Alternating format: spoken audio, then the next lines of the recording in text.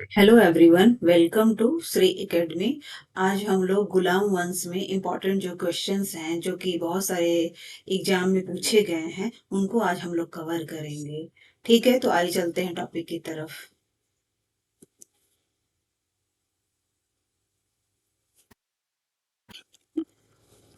तो आज का पहला क्वेश्चन है कि दिल्ली के सुल्तान बलबन का पूरा नाम बलबन था या क्या था, इसका हम लोग देखेंगे। ठीक है, तो उसका ऑप्शंस हैं जलालुद्दीन, इल्तुतमिश, गयासुद्दीन, कुतुबुद्दीन। तो option will be B, Balban का पूरा नाम था, option will be C, Balban का पूरा नाम था गयासुद्दीन बलबन। ठीक है, अगर ये सारे जो टॉपिक्स हैं गुलाम वंश के आप लोग अच्छे से पढ़ना चाहते हैं तो आप मेरे चैनल पे जाके श्री एकेडमी से आप लोग पूरा टॉपिक कवर कर सकते हैं। तो वो टॉपिक कवर करने के बाद जब आप एमसीक्यू करेंगे तो आपको अच्छे से समझ आएगा। ठीक है, बाकी मैं इस वीडियो में इसकी लिंक भी दे दूंगी गुलाम वंश का, तो ठीक है, तो आप वहाँ से भी दे सकते हैं। Okay, next next question. निम्नलिखित में से कौन सा कथन बलबन के संबंध में सही नहीं है?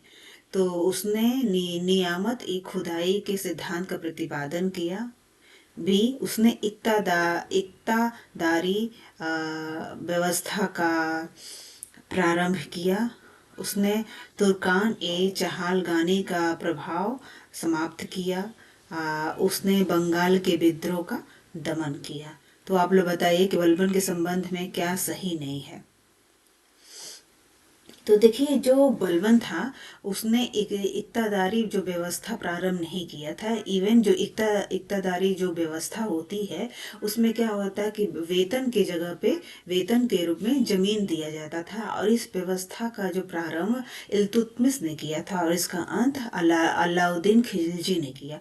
ठीक है, तो इक्तादारी व्यवस्था का प्रारंभ इल्तुतमिश ने किया था, बलबन ने किया था। ये ऑप्शन विल बी ये सही है, जो कि बलबन के बारे में सही नहीं है। ठीक है, बाकी नियामत एक खुदाई के सिद्धांत का उसने प्रतिपादन किया था। ठीक है, बाकी तुर्कान ए चहालगानी का ये इसने एक्चुअली इल्तुतमिश ने दल चालीसा का निर्माण किया था। तो बलबन ने इस दल चालीसा का प्रभाव को काफ़ी हद तक ख़त्म कर दिया ताकि जो सुल्तान की जो अस्तित्व है वो मजबूत रहे, प्रभावी रहे। ठीक है, बाकी उसने बंगाल के विद्रोह का दमन भी किया। तो ये ए सी डी जो ऑप्शन है ये बलबन के बारे में कथन सही है, बाकी बी ये सही नहीं है। ठीक है, तो ऑप्शन विल बी बी। बाकी मैंने यहाँ पे व्याख्या भी लिखा हुआ है कि बलबन ने राजा को नियामते खुदाई ईश्वर का प्रतिनिधि बताया है। सत्ता ग्रहण करने के बाद बलबन ने इल्तुतमिश द्वारा गठित तुर्क ए चहाल गानी के गठन को समाप्त किया, जैसे मैंने बताया। बलबन के काल में एकमात्र विद्रोह 1279 ईस्वी बंगाल के सूबेदार तुगरिल खान ने किया था, जिसे बलबन ने दबाया तथा विद्रोहियों को मृत्युदंड दिया था। इक्तादारी व्यवस्था का प्रचलन बलबन ने नहीं बल्कि इल्तुतमिश ने किया था। ठीक, तो आई होप आप लोगों को इस क्वेश्चन का आंसर मिल गया। इस क्वेश्चन में तो बहुत सारे क्वेश्चन बन सकते हैं कि इक्ताधारी की व्यवस्था किसने इक्ताधारी व्यवस्था का निर्माण किसने किया था, आपको पता चल गया। ठीक है, नियामत एक खुदाई ये भी इस सिद्धांत का प्रतिपादन किसने किया था, तो बलबन ने किया। तो तुर्कान ने चहल गानी का प्रभाव किसने खत्म किया, तो ये भी एक क्वेश्चन बन सकता है। ठीक है, बंगाल के विद्रोह का दमन किसने किया था, तो ये भी एक क्वेश्चन बन सकता है। इसमें 4-5 क्वेश्चन इसी एक ही क्वेश्चन में बन सकता है। ठीक है, तो आप लोग उसको अच्छे से ध्यान देके पढ़िएगा। गुलाम वंश के शासक गयासुद्दीन बलबन, जिनका कार्यकाल 1265 से लेके 1286 ईस्वी तक था, ने उपाधि धारण की थी। किसकी उपाधि धारण की थी? नूर अल दिन, विश्वास का प्रकाश, नूर महल, महल की रोशनी, जिल ए इलाही, भगवान की छाया। जैसे कि हमने पीछे पीछे ईश्वर की छाया या भगवान की छाया, मतलब उसने उपाधि धारण की थी बलबन ने। तो ऑप्शन विल बी सी, जिल ए इलाही, भगवान की छाया। जो सुल्तान होता है वो भगवान की छाया होता है। चिहाल गाने या फोर्टी के रूप में विख्यात तुर्की सामंतों की शक्ति को भंग करने वाला प्रथम दिल्ली सुल्तान, जैसा कि मैंने पिछले क्वेश्चन में ही किया था, तो वही क्वेश्चन है। तो किसने किया था? तो बलबन ने किया था। Option will be B. ठीक है। और किसने निर्माण किया था? इल्तुतमिश ने निर्माण किया था चिहालगानी का, और उसका अंत किसने किया था? बलबन ने किया था। 1206 से लेकर 1290 तक दिल्ली पे शासन करने वाले प्रारंभिक तुर्की शासकों का सही कालक्रम निम्नलिखित में से कौन है? देखिए, 1206 से लेकर 1290 का जो समय था, ये गुलाम वंश का था। दिल्ली सल्तनत पे ये पहले शासक थे जो कि मुस्लिम शासक थे, जिन्होंने दिल्ली सल्तनत पे राज किया। ठीक है। तो इसमें हम राजाओं का क्रम देखेंगे। तो इसमें देखिए, गुलाम वंश की स्थापना किया था कुतुबुद्दीन ऐबक ने। ठीक है। उसके बाद शमसुद्दीन इल्तुतमिश आया। फिर उसके बाद रजिया सुल्तान आई।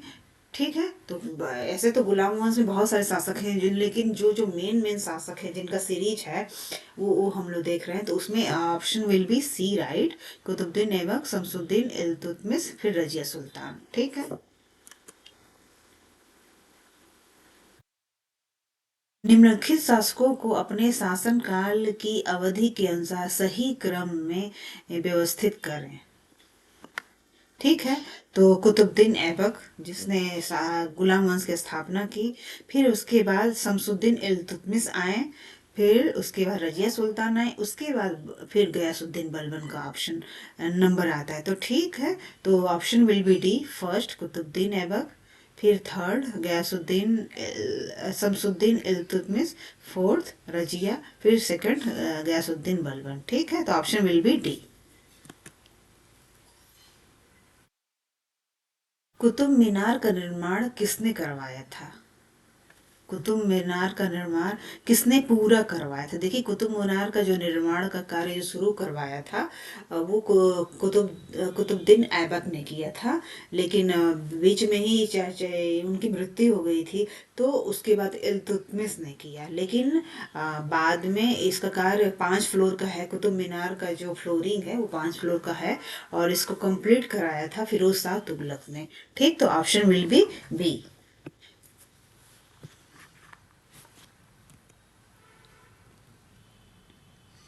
भारतीय इस्लामी शिल्प कला जो कुतुब मीनार एवं अलाई दरवाजे से स्मारकों में दृष्टिगोचर है, ये भारत में किस युग से संबंधित है? तो देखिए, जो कुतुब मीनार हुआ, अलाई दरवाजा है, ये सारे स्मारक बनाए गए गुलाम वंश में। ठीक है। अब गुलाम वंश आता है, दिल्ली सल्तनत में आता है। तो option will be B, Delhi सल्तनत। निम्नलिखित सुल्तानों में से किसने गढ़ मुक्तेश्वर की मस्जिद की दीवारों पर अपने शिलालेख में स्वयं को खलीफा का सहायक कहा है? बलबन, कैकूबाद, जलालुद्दीन खिलजी, उपयुक्त में से कोई नहीं। बलबन ने किया है, क्योंकि बलबन ने अपने आप को उपाधि भी जो दी थी, उसमें भगवान की छाया, मतलब वो सुल्तान को बताया था, और उसी ने अपने शिलालेखों पे खलीफा का सहायक भी बताया है। ठीक है। तो बलबन ने गढ़ मुक्तेश्वर के मस्जिदों की दीवारों पर उत्कीर्ण शिलालेख पर स्वयं को खलीफा का सहायक कहा है। ऑप्शन विल बी ए। दिल्ली के किस सुल्तान के विषय में कहा गया है कि उसने रक्त और लौह की नीति अपनाई थी? Iltutmish, Balban, Jalaluddin, Firoz Khilji, Firoz Shah Tughlaq. Actually option will be B, right. Balban ने किया था, लौह और रक्त की नीति अपनाई थी। ये बलबन ने किया था। बलबन के विषय में कहा गया है कि उसने रक्त और लौह की नीति अपनाई थी। बलबन के राजत्व सिद्धांत की दो मुख्य विशेषताएं थे। प्रथम, सुल्तान का पद ईश्वर के द्वारा प्रदत्त होता है, और द्वितीय, सुल्तान का निरंकुश होना आवश्यक है। उसके अनुसार सुल्तान पृथ्वी पर ईश्वर का प्रतिनिधि, नियामत एक खुदाई है, और उसका स्थान पैगंबर के पश्चात है। इस सुल्तान को कार्य करने की प्रेरणा और शक्ति ईश्वर से प्राप्त होती है। इस कारण जन साधारण या सरदारों को उनके कार्यों की आलोचना का अधिकार नहीं है। ठीक है। तो ये इसकी इस क्वेश्चन का व्याख्या था।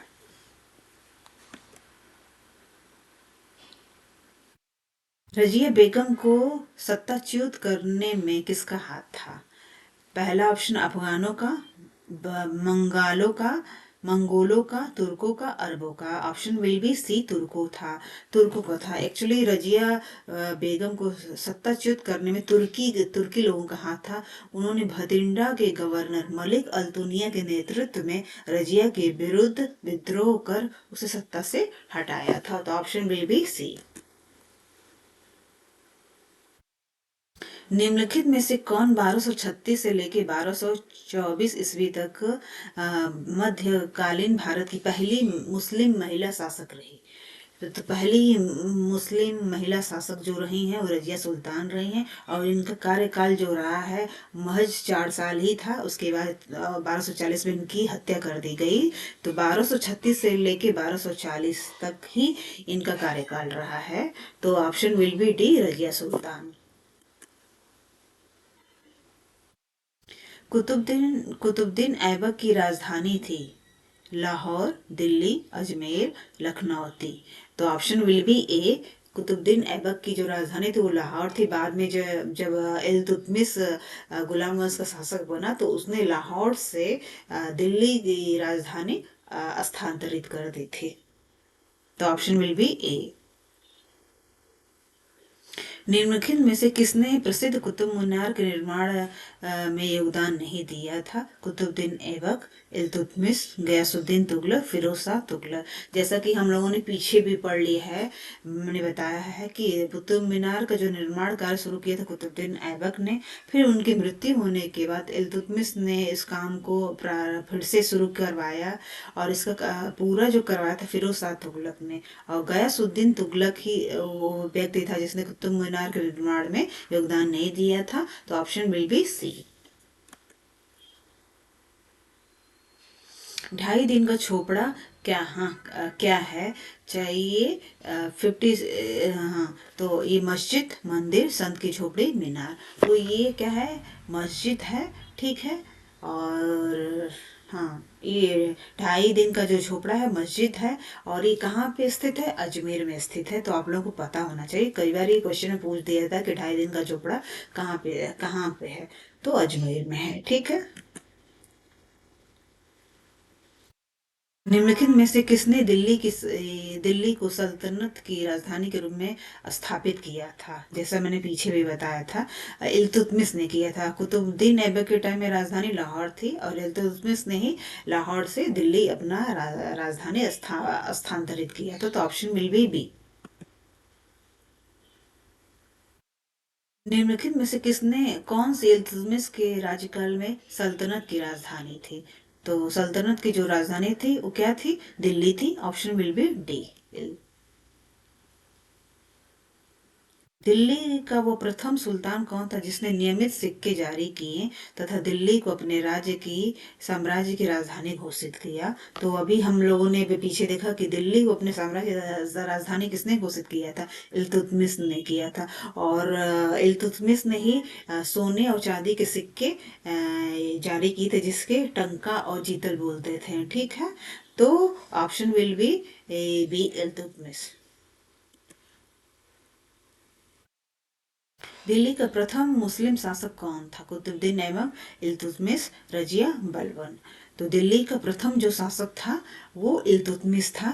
देखिए, गुलाम वंश की जो स्थापना की गई थी वो कुतुबुद्दीन ऐबक के द्वारा किया गया था। लेकिन कुतुबुद्दीन ऐबक एक्चुअली गुलाम था, मोहम्मद गोरी का गुलाम था। तो उसने सुल्तान की उपाधि धारण नहीं की थी, ठीक है। तो वो बिना सुल्तान की उपाधि धारण किए हुए दिल्ली पे उसने राज्य किया। लेकिन इल्तुतमिश वो पहला शासक था जिसने सुल्तान की उपाधि धारण की, और उसी को वस्तुतः दिल्ली का पहला सुल्तान भी बोला जाता है, ठीक है। तो उसने सुल्तान के पद की स्वीकृति गोरी के किसी शासक से नहीं अपितु खलीफा से प्राप्त की। खलीफा ने इल्तुतमिश के शासन की पुष्टि उस सारे क्षेत्र में कर दी जो उसने विजित किया, और सुल्तान ए आजम की उपाधि प्रदान की। इस प्रकार वो कानूनी तरीके से दिल्ली का प्रथम सुल्तान था। ठीक है, तो इसमें आप लोगों को कंफ्यूजन हो सकता है कि इस क्वेश्चन के आंसर में कि कुतुबुद्दीन ऐबक ने इसकी स्थापना जरूर की थी, लेकिन दिल्ली का पहला सुल्तान जब पूछा जाएगा, पहला सुल्तान या शासक जो होगा वो इल्तुतमिश होगा, क्योंकि इल्तुतमिश ने ही सुल्तान की उपाधि धारण की थी। कुतुबुद्दीन ऐबक पूरे जीवन भर कभी सुल्तान की उपाधि धारण नहीं किया था, क्योंकि वो मोहम्मद गोरी का गुलाम था। गुलाम तो इल्तुतमिश भी था, वो कुतुबुद्दीन ऐबक का ही, लेकिन उसने खलीफा से स्वीकृति लेके सुल्तान की उपाधि धारण की थी। गुलाम का शासक किसे कहा गया था? गुलाम का गुलाम, गुलाम का जो है वो इल्तुतमिश को बोला गया था। देखिए, कुतुबुद्दीन ऐबक गोरी का गुलाम था, और इल्तुतमिश जो था वो कुतुबुद्दीन ऐबक का गुलाम था। तो इस तरह कुतुबुद्दीन ऐबक गोरी का तो वो गुलाम था, फिर उसका गुलाम कौन था? इल्तुतमिश, इसीलिए गुलाम का गुलाम इल्तुतमिश को कहा जाता है। तो option will be D. Mongol आक्रमणकारी चंगेज खां भारत की उत्तर पश्चिम सीमा पर निम्न में से किसके काल में आया था? अलाउद्दीन खिलजी, अल्तुतमिश, बलबन, ऐबक, किसके काल में आया था? आप लोग बताइए। इल्तुतमिश के टाइम में आया था। Option will be B. ठीक है, तो मंगोल नेता चंगेज खा भारत के उत्तर पश्चिम सीमा पर इल्तुतमिश के शासनकाल में आया था। चंगेज खा के प्रकोप से रक्षार्थ ख्वारिज्म शाह का पुत्र जलालुद्दीन मंगबरनी सिंधु घाटी पहुंचा। संभवतः चंगेज खान ने इल्तुतमिश के पास अपने दूत भेजे थे कि वह मंगरबन मंगबरनी की सहायता न करे, अतः इल्तुतमिश ने उसकी सहायता न की, और जब मंगबरनी 1224 में भारत से चला गया तो इस समस्या का समाधान हो गया। तो इस तरह मंगोल आक्रमणकारी चंगेज खा जो था इल्तुतमिश के टाइम में आया था। ठीक है, मिन्हाज ए सिराज ने निम्नलिखित में से किस शासक का इतिहास लिपिबद्ध किया था? Option will be B. सरजिया सुल्तान के बारे में उनका इतिहास लिपिबद्ध किया था मिन्हाज ए सिराज ने। ठीक है, निम्न इतिहासकारों में से किसने रजिया के बारे में लिखा और इस बात की पुष्टि की कि वह अपने भाइयों से अधिक सक्षम और योग्य थी? मिन्हाज ए सिराज ने रजिया की पूरी लाइफ, उसके इतिहास को लिखा हुआ है, और उसी ने बताया हुआ कि वो ज़्यादा सक्षम थी और योग्य थी अपने भाइयों से। तो मिन्हाज ए सिराज। इल्तुतमिश के शासनकाल के दौरान विशेष गुलामों को सैन्य सेवा के लिए खरीदा था, जिन्हें के नाम से जाना जाता था। इल्तुतमिश के शासनकाल के दौरान विशेष गुलामों को सैन्य सेवा के लिए खरीदा गया था। उसे बंदगान बोलते थे। ऑप्शन विल बी ए। ठीक है, तो आप लोगों को पता होना चाहिए इंपॉर्टेंट सब क्वेश्चन, जितने भी क्वेश्चन मैंने कवर किए हैं बहुत इंपॉर्टेंट क्वेश्चन है, कहीं ना कहीं किसी एग्जाम में पूछे ही गए हैं। तो हर क्वेश्चन को आप लोग अच्छे से कवर करिएगा। ठीक है, चांदी का सिक्का टंका किसने चलाया था? तो option will be B. Iltutmish ने चलाया। तो ये था आज का क्वेश्चंस, जो कि इम्पोर्टेंट, बहुत ही महत्वपूर्ण क्वेश्चन है, जो कि सारे क्वेश्चन किसी न किसी एग्जाम में पूछे गए हैं, उनको मैंने इंक्लूड किया हुआ है इस सेशन में। तो दिल्ली सल्तनत के अगर ये सारे क्वेश्चंस आप कर लेते हैं तो आपके किसी भी एग्जाम में बैठते हैं तो आप लोगों को दिक्कत नहीं होगी। ठीक है, तो आई होप आप लोगों को वीडियो पसंद आई होगी। Thank you so much.